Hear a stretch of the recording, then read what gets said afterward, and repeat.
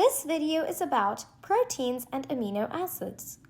Proteins are macromolecules, which means that they are polymers composed of monomers. Proteins also have a specific shape. Amino acids are the monomers that compose proteins. Let's see the parts of an amino acid.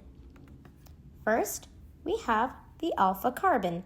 This is the central point of the amino acid with a hydrogen bonded to it. Next, we have the amino group on one end and a carboxyl group on the other end. If we look closer at the carboxyl group, we can see a double bond between oxygen and carbon. This is not the alpha carbon. Also, we have a hydroxyl group attached to the carbon here as well.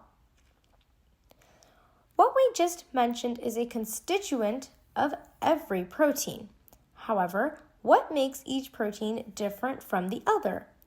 That is the R group, which determines the specific properties of the amino acid. There are 20 possible R groups, and that means that there are 20 amino acids. Let's look at the specific chemical properties of R groups that determine the chemical properties of the amino acid. First, here are the amino acids that are electrically charged. Here are the polar amino acids. This means that there is a separation of charges and a dipole moment in these amino acids. And these are the nonpolar amino acids. Remember, polarity can determine the intermolecular forces present in these structures, which in turn helps determine the shape and function of the protein.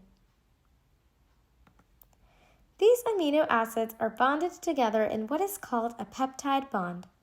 A peptide bond is formed through dehydration synthesis. It occurs between the carboxyl group of one amino acid and the amino group of another amino acid. Notice that this is H2O, so we have the bond formed and water is released. When these chain of amino acids are bonded together, it is known as a polypeptide.